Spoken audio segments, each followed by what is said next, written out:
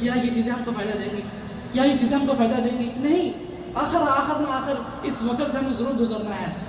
تو اس لیے جب ایک انسان اس وقت کو یاد رکھے گا تو جب یہ موت اس پر آئے گی تو وہ اس کے لیے تیار ہوگا، پھر اس کو اتنا ہم اور غم نہیں ہوگا، پھر اس پر جیسا کہ اللہ تعالیٰ نے فرمایا ان الذین قالوا ربنا اللہ ثم استقاموا، جن لوگوں نے کہا کہ ہمارا رب اللہ ہے اور اس پر انہوں نے استقامت اختیار کی، تتنزل علیہم الملائکہ، ان پر فرشتے نازل ہوتے ہیں۔ ان کو کیا کہتے ہیں؟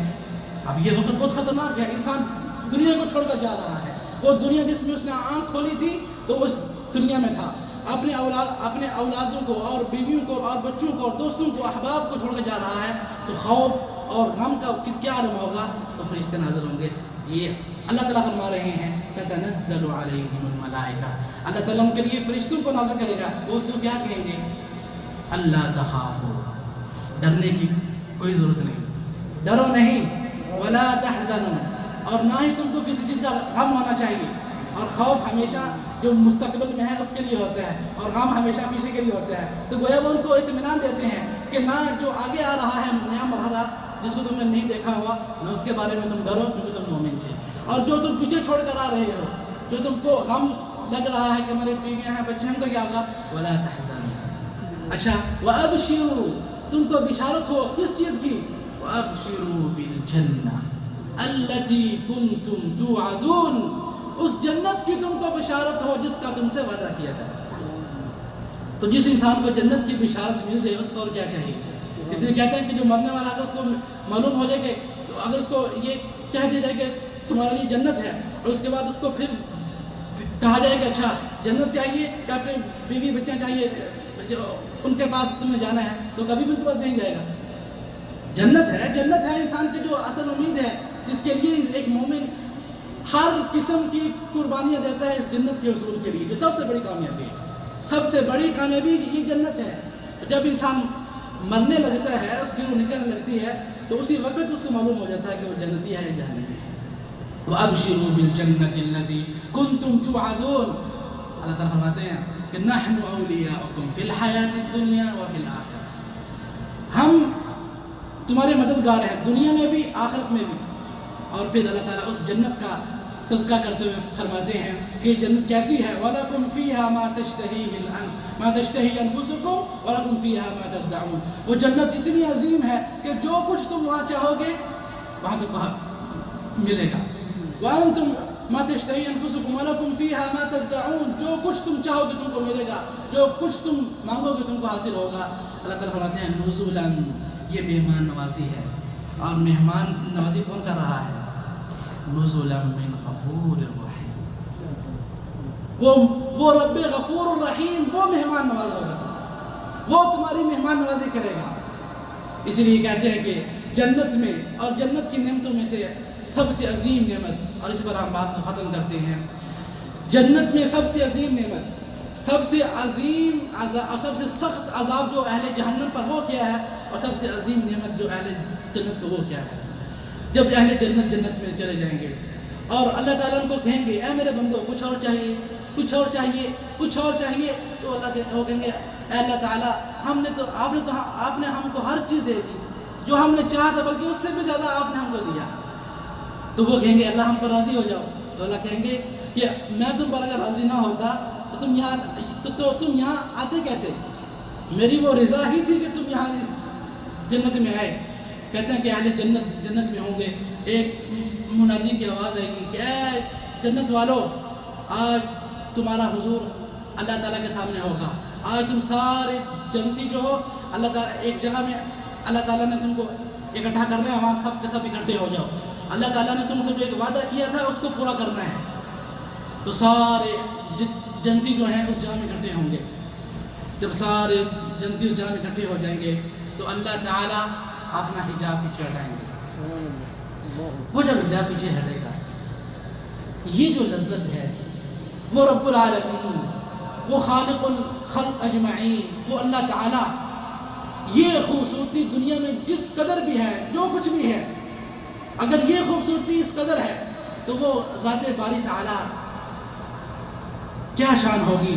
اور اگر آپ اس نعمت کا اندازہ لگانا چاہتے ہیں تو آئیے دیکھیں موسیٰ علیہ السلام، یعنی موسیٰ علیہ السلام جب اللہ تعالیٰ نے ان سے وعدہ کیا یعنی کہ آپ نے یہاں آنا ہے اس جگہ پہ یعنی ملاقات کا، تو وہاں آ کے موسیٰ علیہ السلام ہم کلام ہوئے، تو وہ اب اللہ تعالیٰ کی آواز، اب یہ قرآن ہے، یہ اللہ کے بولے ہوئے الفاظ ہیں، دیکھیں اس کی کتنی تاثیر ہے اگر ایک انسان پڑھے دل و دماغ سے۔ تو جب اللہ تعالیٰ موسیٰ علیہ السلام ہم کلام ہوئے تو موسیٰ علیہ السلام کو اتنی لذت محسوس ہوئی اس بات میں، تو انہوں نے فرمایا ربی ارنی انظر الیک، اللہ چھوڑے مجھے اپنا دیدار کرا دیں۔ تو اللہ تعالیٰ نے فرمایا لن ترانی، اے موسیٰ تم مجھے دنیا میں نہیں دیکھ سکتے، لن ترانی یہ میں نہیں ہے کہ جیسے بعض لوگوں سمجھا کہ نہ دنیا میں نہ آخرت میں، نہیں، لن ترانی، کیونکہ اللہ تعالیٰ نے یہ نہیں فرمایا کہ لن ترانی موسیٰ تم مجھ کو نہیں دیکھ سکتے، بلکہ اللہ تعالیٰ نے فرمایا کیوں نہیں دیکھ سکتے، اللہ تعالیٰ نے فرمایا لن ترانی، لیکن اے موسیٰ انظر الی الجبل، اس پہاڑ کو دیکھو۔ اچھا موسیٰ دیکھ رہے ہیں پہاڑ کو، پہاڑ ہے نا، پہاڑ ہے، قوی ہے، مضبوط ہے، سخت ہے، جو تم سے کہیں سے زیادہ طاقت میں ہے، تو دیکھو کہ کیا یہ میری تجلی پر صبر کر سکتا ہے۔ ولیکن انظر الی الجبل فإن استقر مکانہ فسوف ترانی، ہم اس پر اپنی تھوڑی سی تجلی کریں گے، اگر یہ ثابت رہا تو تم مجھے دیکھ لو گے۔ تو موسیٰ دیکھ رہے ہیں اس پہاڑ کو، حدیث میں آتا ہے کہ اللہ تعالیٰ نے اپنی تھوڑی سی ایک تھوڑی سی مقدار میں اس پہاڑ پہ تجلی کی، فلما تجلی رب الجبل، تھوڑی سی تجلی فرمائی، جعلہ دکا، تو پہاڑ ریزہ ریزہ ہو گیا۔ تو موسیٰ علیہ السلام اس منظر کو دیکھ کر برداشت نہ کر سکے، وہی فخر موسیٰ صاعقا، موسیٰ وہی بے ہوش ہو کے گر گئے۔ فلما افاق، جب وہ بے ہوشی سے اٹھے، ان کا سبحان، اے اللہ تو پاک ہے، میں نے یہ سوال کیا، میں اس کی معافی مانگتا ہوں، انی کنت من الظالمین، اللہ میں نے حد سے تجاوز کیا ہے۔ لیکن جنت میں جیسا کہ نبی اکرم صلی اللہ علیہ وسلم جب دیکھتے چاند پورے جوبن پر پہنچ چکا ہے، تو نبی اکرم صلی اللہ علیہ وسلم فرماتے کہ اے صحابہ کو کہ تم اپنے اللہ تعالیٰ کو اسی طرح دیکھو گے جس طرح تم اس چاند کو دیکھتے ہو بغیر کسی مشقت کے۔ تو جب وہ پردہ پیچھے ہٹے گا، یہ جو نعمت ہے کبھی ہم نے سوچا اس کے بارے میں؟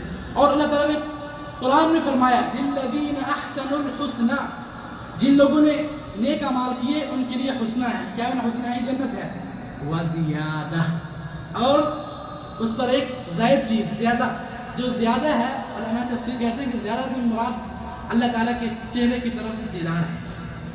اور نبی اکرم صلی اللہ علیہ وسلم کی دعا تھی اللہم انی اسألک الشوق الی لقائک، اللہم انی اسألک النظر الی وجہک الکریم، اللہ میں آپ سے سوال کرتا ہوں کہ آپ کا یعنی مجھے کل جنت میں قیامت کے جنت میں اللہ مجھے اپنے چہرے کا دیدار کروانا، یہ آپ کی دعا ہوتی تھی۔